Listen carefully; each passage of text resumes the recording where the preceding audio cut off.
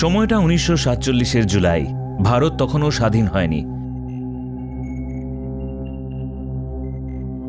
ঠিক সেই সময় আমেরিকানদের মধ্যে একেবারে এক নতুন বিষয় নিয়ে উন্মাদনা দেখা দিয়েছে। সে দেশের মানুষরা নাকি আকাশে ইউএফও দেখতে পেয়েছেন। একজন দুজন নয়, লক্ষ লক্ষ মানুষ নাকি সেই দৃশ্য দেখেছেন। ভিন গ্রহের প্রাণীরা নাকি তাদের আকাশে দিনের পর দিন ঘুরে বেরিয়েছে। শুধু সাধারণ মানুষ নয়, এমনটা দাবি করেছেন সরকারি আধিকারিকরাও। সেই খবর সংবাদ মাধ্যমেও দিনের পর দিন প্রকাশ করা হয়েছে। আর এই সব কিছু ঘটনার পিছনে উঠে আসে একটি জায়গার নাম, এরিয়া 51, যে জায়গাটি আমেরিকান সরকার নিজেদের কন্ট্রোলে রেখেছে, যা নিয়ে এখনও সম্পূর্ণ গোপনীয়তা বজায় রাখে আমেরিকান সরকার। আজও সেখানে কোনো সাধারণ মানুষকে যাওয়ার অনুমতি দেওয়া হয় না।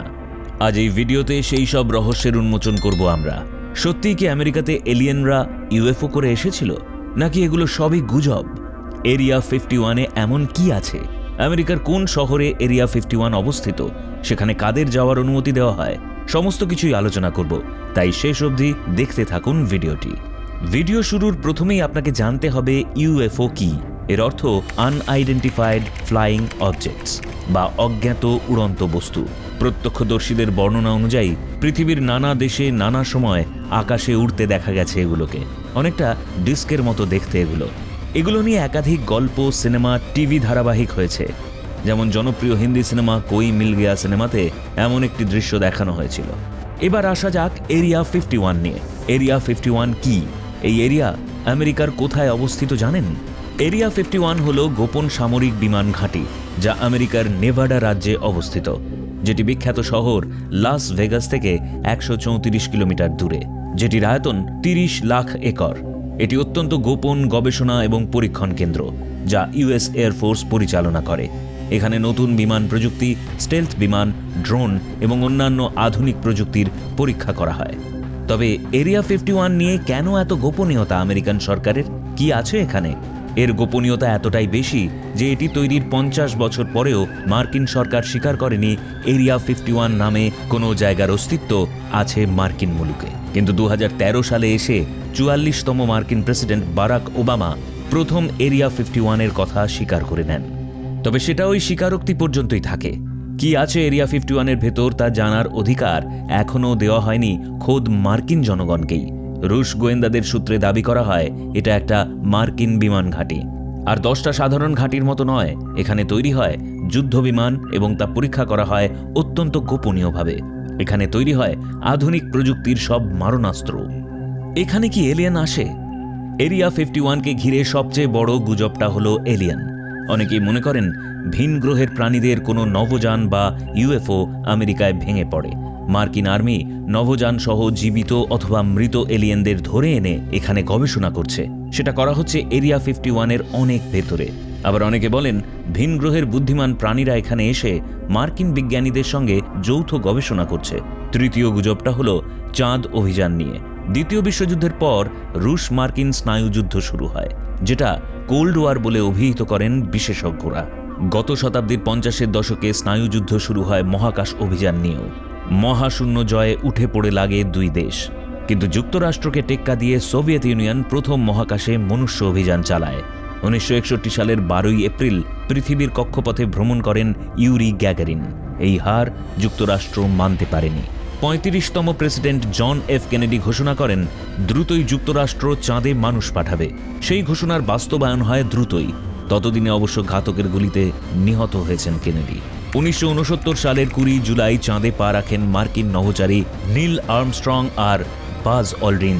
সেই দৃশ্য সরাসরি টেলিভিশনে সম্প্রচারিত হয়েছিল। দেখেছিল বিশ্বের কোটি কোটি দর্শক। সেই দৃশ্য যে সোভিয়েতের অন্তর্জ্বালা বাড়িয়েছিল সে কথা আর বলার অবকাশ রাখে না। পরাজিত সোভিয়েত জনগণ, এমনকি ইন্টেলিজেন্সের লোকজনও তখন সেই অভিযানকে ভুয়ো প্রমাণ করতে উঠে পড়ে লাগেন। বেশ কিছু অসঙ্গতি তুলে ধরে তাঁরা দাবি করেন ওই অভিযান আসলে চাঁদে হয়নি। হলিউডের কোনো দক্ষ পরিচালক এরিয়া 51-এর ভেতর সেট সাজিয়ে সিনেমা বানিয়ে সেটা চাঁদে অভিযান বলে চালিয়ে দিয়েছেন। চাঁদের মাটিকে এখনও এরিয়া 51-এর ভেতরকার মরুভূমি বলে প্রচার করে একদল মানুষ। আরেকটা বড় গুজব হলো ইউএফও দেখা। মার্কিন সংবাদপত্রগুলিতে একসময় ইউএফও খুব জনপ্রিয় হয়েছিল। অনেকেই ইউএফও দেখার দাবিও করেছেন বিভিন্ন সময়। এরিয়া 51-এর তথ্য কিভাবে জনপ্রিয় হলো? এরিয়া 51-এর গুজবের সবচেয়ে বড় ইন্ধনদাতা সেখানকার সাবেক ইঞ্জিনিয়ার বব লেজার। অবসরের পর 1989 সালে তিনি টেলিভিশন ক্যামেরার সামনে মুখ খোলেন। তিনি দাবি করেন অদ্ভুত এক মৌলিক পদার্থ নিয়ে কাজ করা হচ্ছে এরিয়া 51-এর ল্যাবরেটরিতে। সেই মৌলিক পদার্থ নাকি পৃথিবীতে পাওয়া যায় না, দূর নক্ষত্র থেকে আনা হয়েছে। ওই মৌলিক পদার্থের মাত্র 2 মিলিগ্রামের শক্তি 47টি 10 মেগাটন হাইড্রোজেন বোমার সমান। ওই শক্তি ব্যবহার করা হয় টাইম মেশিন চালাতে।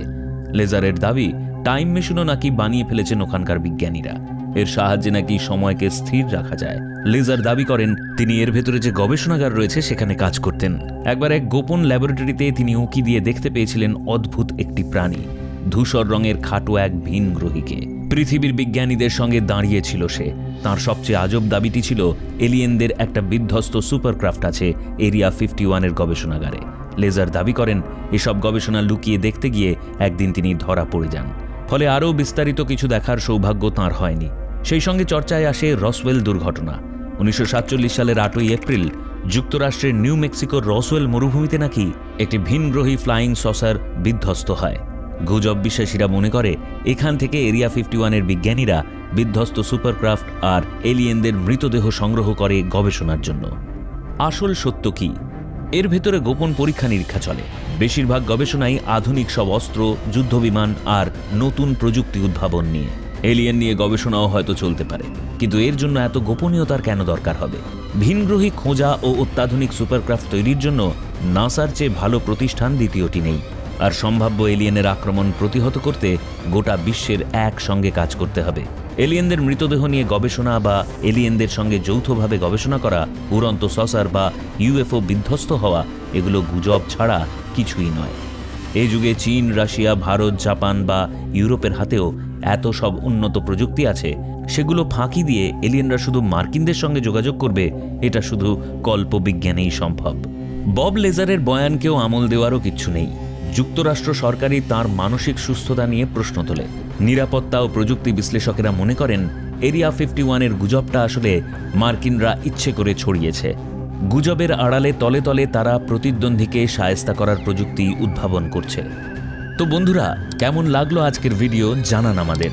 ভালো লাগলে লাইক করবেন আর চ্যানেলটা সাবস্ক্রাইব করে দেবেন। নমস্কার।